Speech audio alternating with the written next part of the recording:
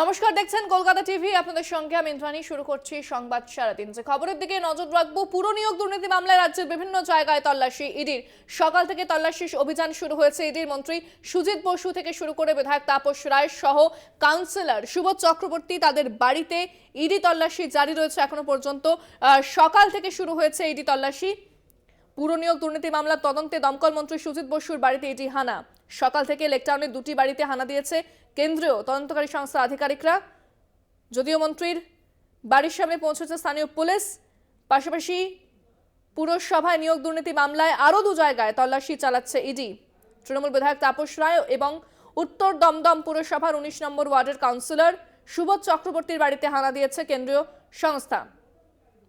তাপস রায় বড়নগরে তৃণমূল বিধায়ক, তার বউবাজারের বাড়িতেও হানা দিয়েছে ইডি। অন্যদিকে সুবোধ চক্রবর্তী উত্তর দমদম পুরসভার 19 নম্বর ওয়ার্ডের কাউন্সিলর। আগে উত্তর দমদম পুরসভার চেয়ারম্যানও ছিলেন সুবোধ চক্রবর্তী। সকাল সকাল তার বাড়িতেও হানা দেয় কেন্দ্রীয় তদন্তকারী সংস্থা। সুবোধ চক্রবর্তীর বাড়ির চারপাশে মোতায়েন রয়েছে কেন্দ্রীয় বাহিনী। দেখাচ্ছি আপনাদের তিন জায়গার ছবি। সুজিত বসু, সুবোধ চক্রবর্তী এবং তাপস রায়, তাদের বাড়িতে চলছে ইডি হানা।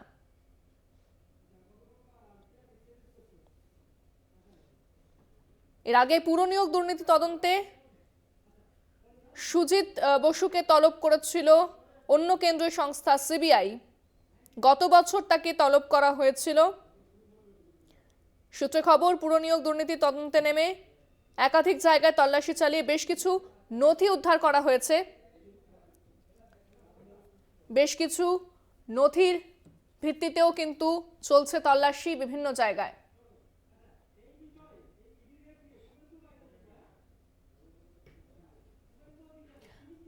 বিভিন্ন জায়গায় চলছে ইডি হানা। এ বিষয়ে কি বলেছেন বিরোধী দলনেতা শুভেন্দু অধিকারী, শোনাবো আপনাদের।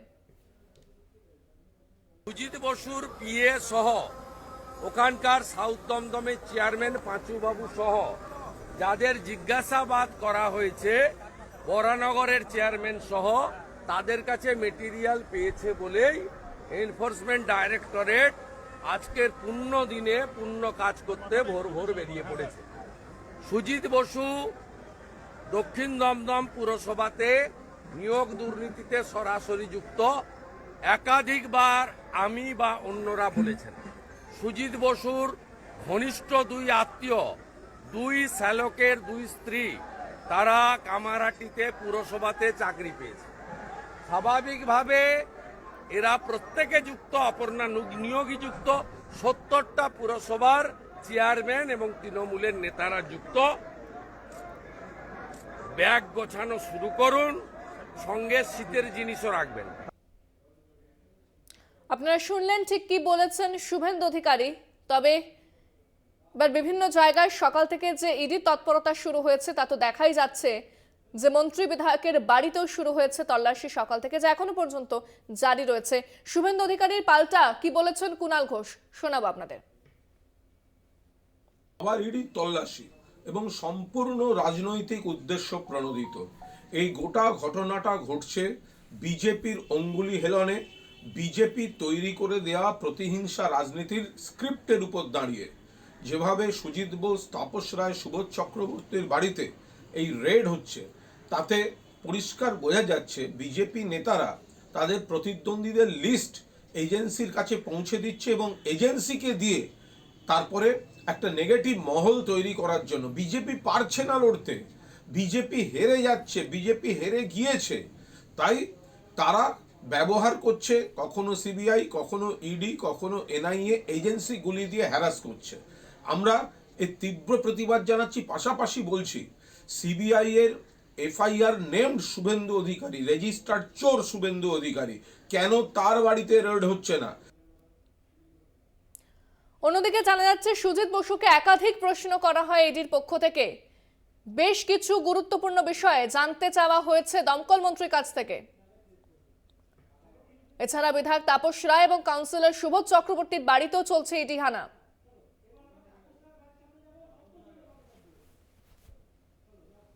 বিধায়ক তাপস রায় তার বউবাজারের বাড়িতে চলছে ইডি তল্লাশি, বিষয়ে বিস্তারিত কথা বলবো। আমাদের সঙ্গে সরাসরি রয়েছেন প্রতিনিধি সত্য সুন্দর ভট্টাচার্য।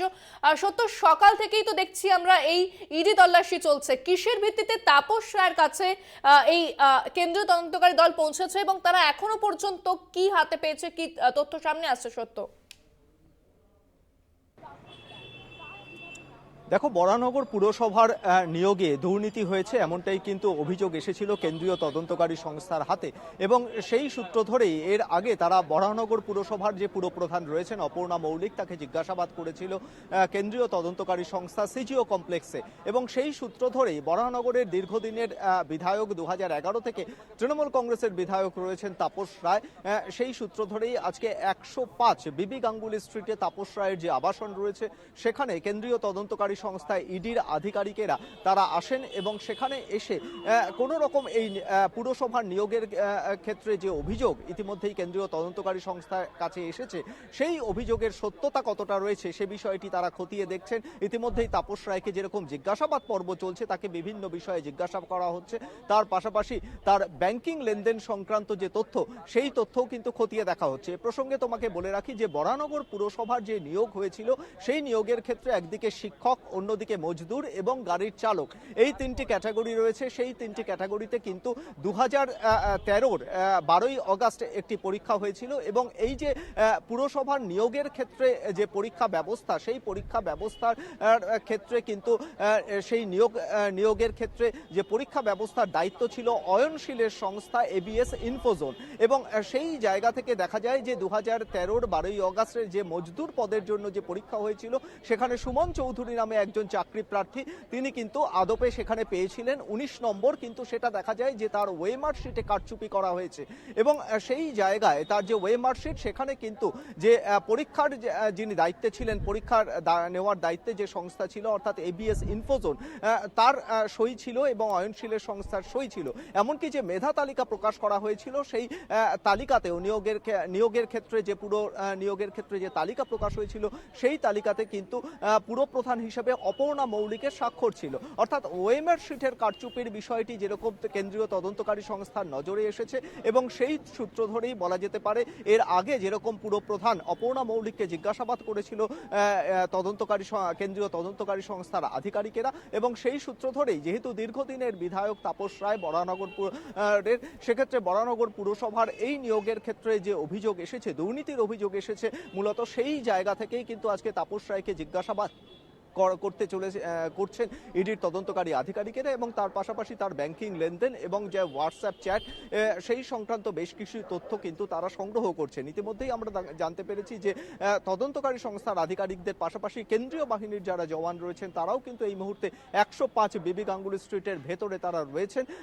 বাড়ির ভেতরে কাউকে সেইভাবে সেই আবাসনের ভেতরে ঢুকতে দেওয়া হচ্ছে না, অর্থাৎ একেবারে যেরকম জিজ্ঞাসাবাদ পর্ব চলছে তাপস রায়কে, তার পাশাপাশি তার স্ত্রীকে আলাদাভাবে জিজ্ঞাসাবাদ চলছে এই আবাসনে, এবং তার কন্যাকেও জিজ্ঞাসাবাদ করা হচ্ছে। অর্থাৎ সব মিলিয়ে যে পুরো নিয়োগের ক্ষেত্রে দুর্নীতির বিষয়টি এবং ওয়ে মার্কশিটের কারচুপির বিষয়টি কেন্দ্রীয় তদন্তকারী সংস্থার নজরে এসেছে, তার সত্যতা কতটা রয়েছে এবং তার সঙ্গে কোনো রকম লিঙ্ক রয়েছে কিনা, বিধায়ক হিসাবে দীর্ঘদিন ধরে যেহেতু তাপস রায় রয়েছেন, তার পাশাপাশি তিনি দমদম ব্যারাকপুর তৃণমূল কংগ্রেসের যে সাংগঠনিক জেলা, সেই সাংগঠনিক জেলার সভাপতি, অর্থাৎ কোনোভাবে কোনো রকম প্রভাব কাজ করেছিল কিনা সেই বিষয়টিও কিন্তু কেন্দ্রীয় তদন্তকারী সংস্থার নজরে রয়েছে, এবং সেই সূত্র ধরেই তাদের অভিযান এখনো পর্যন্ত চলছে।